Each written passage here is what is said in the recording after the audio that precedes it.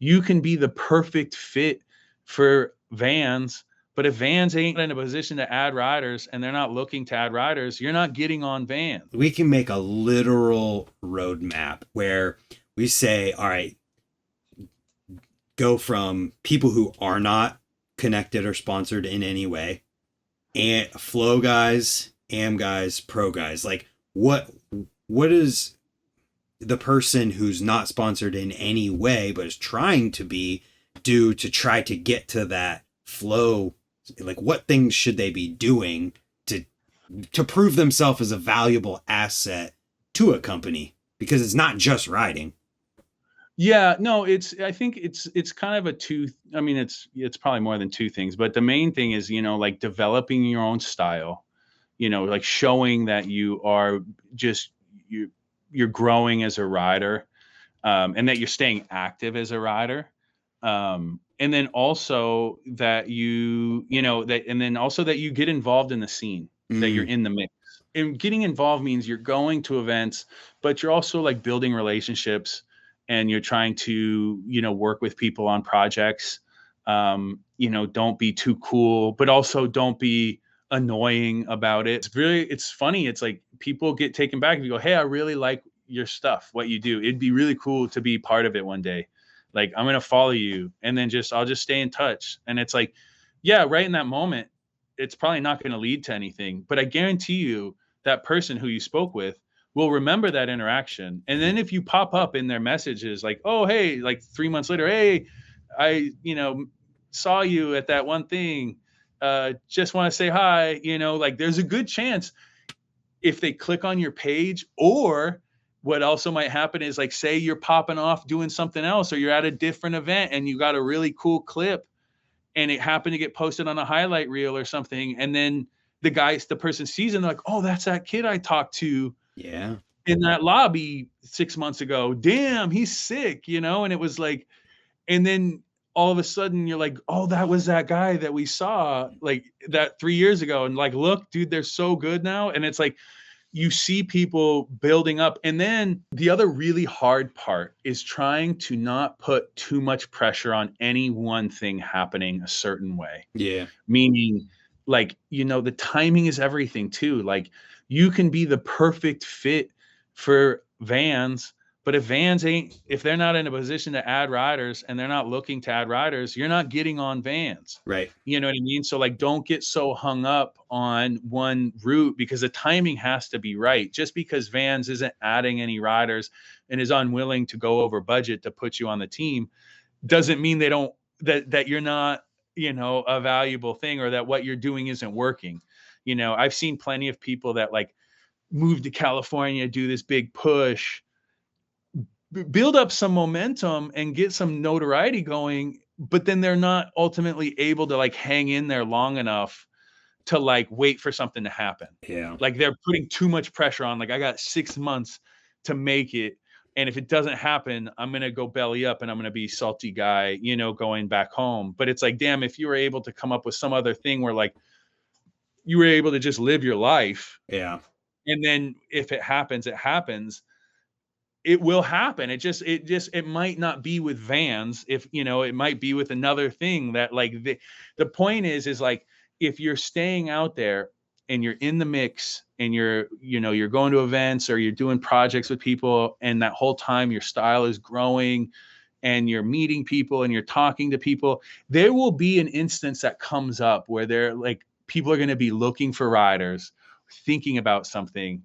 I just did this thing, Burrow Breakers, I'm thinking about 10 riders, like who would be 10 guys, and it's like, I didn't know about Matt Miller, really. I didn't know about Harrison, really, then it's like, oh, but now you're digging into doing something. And now you're actually looking at the names that are out there and active, and you're like, ooh, perfect fit. So you're planting the seeds to lead to those moments, basically. Totally. You never know, like, when something is going to take shape and there is going to be a program coming out of something. Yeah. Let's assume that this person you're talking about listened to your advice and now they're on the flow team for a company. What types of things should they be doing for that company in order to try to move on to the AM side? And then how do they know when they should be asking or trying to actually move up instead of just staying in that position forever? Okay, yeah, that's good stuff too. Okay. And the higher up you get into this, the harder the realities can become, Yeah. is what I would say. I have like certain names that come to mind that deserved paid positions. There just wasn't one. Yeah. And you can't fire the people who already have the paid positions to make room for that new guy. Right. So that's really tough. And that's just the reality, is that sometimes there's only so many. And I think now almost more than ever, there's like riders that are really existing that have no frame sponsors. Yeah. You know what I mean? Like DeMarcus, he didn't have a frame sponsor, but he's able to do it, and he's got a lot going on. And I'm sure there's only so many slots. I'm sure there's a lot of companies that would be down to have DeMarcus be on their team, but it's like there's only so much room that you can have for riders. So understand that, anyone who's understand watching that side of it. Yeah. So I was getting back to what the original question was. So say you're getting flow from a team, then at that point it's just a matter of like being open to just trying to find ways to find your place at the table, whatever that is. Every program is going to be different. Every situation is going to be different. So I can't say exactly what you do, but be proactive. Ask them, what can I do, or what could help promote? And then also just see what other people are doing that you think is interesting, that might, speak to your style or whatever, that you might be able to bring to the table that other riders aren't doing. Oh, I follow all kinds of different industries, people that are like specialized in their industry. So like I'll see all kinds of stuff from like the golf industry, or like the auto industry, or like the camera equipment industry, that you're like, ooh, this would make a sick promo for Haro at the time, or whatever, And so like, if you're a rider, I'm looking at athletes. If I'm a rider and I'm a young guy and I'm trying to come up, and I'm like, I have content that I film, or like me and my homies do stuff. It's like, I'm looking at what some riders are doing, trying to see like, oh, what looks unique or what looks interesting to me, like different ways I can promote sponsors. And, or, just if you have an idea for your own projects that you can then that you could then promote your sponsors through. Thank you to my sponsors for helping me make this project happen. You made your own project. You did your own thing that got legs and got notoriety. And now it's like you're sort of making your own value at a company that you already have your foot in the door in. So and then like the best thing you could do basically is like sort of surprise them. People want their lives to be easier, not to be harder. So like make their life easier. Like if you're an athlete and you can have access to product, and you can promote it, and you could promote it kind of half-ass and just take a picture, whatever. Or you could think like, ooh, how could I do something different, or unique or interesting, or like something that might have my own flavor on it. And that can get the attention of the people at your sponsor, and be like, wow, like we're not even paying them, and they're doing the sickest stuff, which often happens, but not everybody does that. And those are the people that will rise, is because you'll say like, oh, Brant is doing these awesome promos. We haven't even asked him to. We should give him some budget and tell him to go do the next thing, because you want someone that's going to have that, initiative to do cool things, that you don't have to like beg and plead or look over their shoulder the whole time to do it. And keep in mind, people, that everything from the level below that we keep talking about gets carried on to the next one. So everything you said about not people who aren't connected yet gets applied to the flow guy, and everything you're saying about the flow guy and the other gets applied to the AM guy. Right. We've talked about flow. Are there anything, I think everything we've said applies to AM and Pro as well. Yeah. Is there anything now that you move from flow to AM that is expected over the flow side of things? If I'm flowing somebody product, I'm really just trying to help facilitate their riding, their progression. Yeah. And I'm not really too dependent on them to market the brand or anything like that. Like there's very low pressure, low expectation on them. Really, the only expectation I have on like a flow rider is to keep riding and to keep being visible. Like I know you're there. You Keep didn't doing disappear. what you did to get Yeah, to you this didn't point, disappear. basically. And we want to see, oh, hopefully in a year or two, then you are at that AM level, which would be, you know, maybe inviting you into projects or on trips, or you might be involved in like smaller paid shoots or like something where it's like a paid element to it. And that's just then, you know, the next level up from that. You know, you just then have to be a little bit more aware of, you know, how you act or like, you know, how you treat people and your reputation, you know, because if you're a dick, then people don't really want to support you and they're not really hyped on who you ride for. On the alternate side of that, if you're a good dude and you're like people really like you, then it's a huge benefit. That seems like it would cover the AM side really, really well at that point. And just continuing with everything else we talked about. And I think the most important aspect of all of it is being proactive. And if you're asking what you can do before they can ask you to do it, you're going to put yourself in a position to, one, be more involved with more things, and two, be more involved with more things. You're going to be more involved with the company at that point. Totally. Well, and I think, you know, proactive in two ways, you know, proactive with asking them, you know, communicating with them what you can do or how you can help be an asset. But then two, being proactive in your own pursuits. Like I think that's a huge thing in BMX. It's a huge positive that like BMX is like a small world, so that like if you are doing things that get attention, like they get attention, you know. And so like and I'm a big proponent of not waiting around even for a sponsor's project to come, you know, knocking on your door. It's like, no, like, yeah, wait, you want that project to come and I'm looking forward to that project to come. But while I'm waiting, let me, you know, get some other ideas going. So I'm not just waiting for that. I think in general, if you're proactive and you look at it like from a positive perspective, like, yeah, if you're from a small town or whatever, you could be negative about that, but you can also be like, okay, well, what's unique about that? And then just lean into that and play it up. Now we get to the paid position. You are a paid pro rider. What should you know and be doing at this point to help out and earn that paycheck?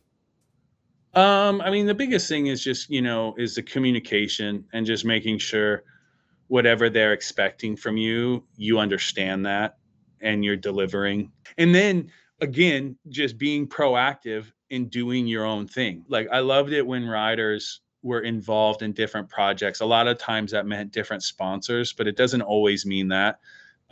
Just if it was great as a sponsor, if you see your riders involved in other projects that you have nothing to do with, but they're active and you can repost it on your story, or you could just comment, this is sick. And, you know, they're out there on Haro, you know. Yeah. As a paid guy, you should have your terms laid out in the contract. And then, you know, and then it's just making sure those terms are met, and then just growing yourself as a rider and making sure that you don't get stagnant and that you're staying fresh. And but I think, you know, that's the job of a rider, you know what I mean? A job of an athlete is to stay fresh and to be aware of that stuff and not get stale or stuck into anything, and not being too cool, you know what I mean? Like not being above anything. So like being responsive to stuff. That was like one big thing, like with the Haro team, is like we had like you know, you could say like arguably the best athletes in like the main different segments, you know, like street, we had Chad and Dennis, but like ramp, we had Dennis, and then like flatland, we had Matthias, and we had Nyquist too on the ramp side. I mean, like DMC, I mean, like, you know, these legendary guys, but they were always down. And Paris too. I mean, Paris, obviously. And so they were always down to participate. Like if you called them, they got back to you. If you texted them, they got back to you. If they, you know, a lot of them had tough schedules, so they might not be able to participate for that reason. But that's like where my job comes in, just balancing all that. But if you're if you're accessible, that's what's important. If you're a paid person, don't go on vacation and fall off and be hard to reach and be moody and be closed off to ideas. That would be the quickest recipe to get kicked off, in my opinion. One thing I would add to this too, that I think a lot of people, I don't know if people just don't think about it or try and it doesn't work out or was like, if you have ideas for parts or how things could be made better or changed or anything like that, communicating those ideas is how new parts and things end up showing up. Because yeah, like a product designer's job is to be making stuff, but it's also the rider's job to communicate what riders need to be able to do it. Yeah, totally. And that is a huge part of the value of a rider that isn't usually, I mean, sometimes it is ironed out in a contract, or it's kind of spelled out a little bit in a contract, like to assist with product development. It's hard to measure. That's very hard to measure. And you could be a very big asset with your product testing. And like when I would give riders sample product to ride, I wouldn't just say like, hey, see if you can break this or see if it breaks or whatever, or see how it feels. I would say, no, as soon as you get it, like think about it as if you bought it. Yeah. And how does it go on the bike? Is it easy to work on? Does it install easy? Does it adjust easy? If you have to take it apart, how is that? Does it pack easy in your bag? Like what problems came out, and so like the more you can communicate that stuff, the more valuable you are as a rider. The tricky part is you'll be surprised how many brands don't put their riders on contract. And then it is ambiguous. Then it is difficult to know what you're supposed to do. Yeah. That to me is a big problem. And I've heard of even prominent brands, probably every big brand you could name. I've heard of headaches that have come between riders and that brand because they didn't have them on contract. They could be paid riders with signature product and not on contract, which to me is insane. But I think like some people just think that it's like a negative thing or a corporate or a big business thing to try to put their rider on contract. But to me, it just spells it out. It just lays it all out. What each side is getting and what each side is supposed to put out there, Yeah. And it sounds like we go back to talking about from AM to pro, a part of that should be, all right, if they don't bring up contract, you bring it up and make it a thing. Yeah, exactly. And it's only taboo or weird if you let it be. And then it's like, if you can communicate as adults, then it's just like, look, it's in both of our interests to know what to expect. That way we can keep this going and we can build on it. Another thing that I think about actually that is important as a paid rider, if you do get to that level, and this is not easy, it's not easy to sell BMX parts. It's not easy to sell BMX parts. And so, and I think people would be surprised at the actual numbers that we're talking about. I mean, I'll be honest, and it's not a problem. I won't say names or anything, but like we would struggle with units of like 50. Yeah. 50. We order 50 of something and it might take 2 years to sell it. 50 units. Yeah. You could go and say, oh, accumulatively, our riders, these 4 riders have 750,000 followers on Instagram. We should be able to sell 50 stems. And then it's like, no, you don't. You sell maybe 10 in that first month, and then they just trickle out for the next 24 months. Yeah. That's a really hard reality. And that's a hard thing that bike brands are tackling. And so I think if you're a rider, again, it's not an easy situation. It's not an easy solution. It's not like it's something, but if you are thinking along those lines, you just know that it's not easy to do what those brands are doing. And if you are able to in some way help push product and it actually makes a dent and moves, that's huge. That's the name of the game. That's the thing. Like, and so it's not like you as a rider need to be a salesperson or that should be all that you're thinking about. It's not, but to just have that somewhere in your frame of mind, I think is healthy. it sounds controversial, but I think it's true. And I almost think I'm still underdoing this. So if you're a rider and you're trying to get on like a core brand, or like a, frame company, you should think about, if you're going to really pay for your place on that company, like say you want $1,000 a month, you should be thinking that you need to be bringing in 10 times that amount into that company to pay for your place. Yeah. If you're not bringing in 10 times the money, then you're probably costing them. Pay me $10,000 a year. Maybe I sell $2 or $5 grand worth of product. So I'm costing them, $5,000 and not even considering their margins. That is unsustainable. So like that to me means that you have a target on your back, because if somebody comes in and wants to clean house, they go, oh, we're paying this guy 10 grand. I don't think he's bringing in 100 grand. Yep. Let's get rid of him. So to say, 10 times, it's like that's just the unfortunate side of the business. It's like, and I know companies wish they made more than 30% off their sales, but like, that's just it. That's what they make. Right. And you also got to consider, on top of that, that person isn't just getting money. They're getting parts when they need them, totally. Clothes, and so the whole thing that what you just said boils down to is that it all costs money, and you have to be able to bring more in for them than what they're giving to you. Right. Yeah. That's just the nature of it. If you're going to get into sponsorship, then it's a business thing. Yep. And now we're looking at it from a business perspective, and don't get mad.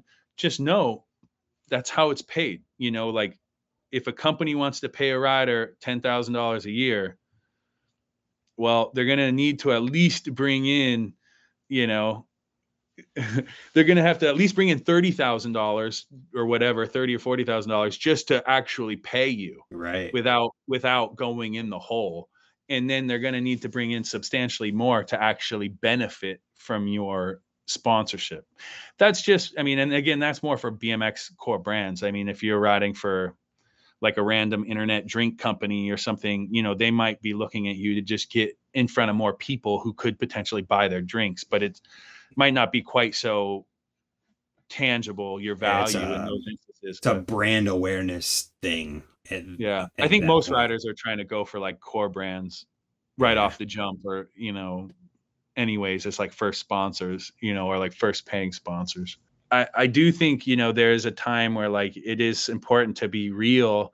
Yeah, like if this stuff kind of like seems weird to you, or like rubs you the wrong way, or seems like, oh, it's tarnishing this thing that I love, then it's like, it's important to listen to that voice. Like I love the business side of the BMX because it like allows you can organize resources and do things that I couldn't do in my private life. Yeah. I can pursue projects that I couldn't pursue if I just did it personally. Right. But some people, like it rubs them the wrong way to think about doing these things on the business side of riding. And I think it's important to think about that. And not every rider who is sponsor level quality of rider, talented rider, not every one of them should be sponsored.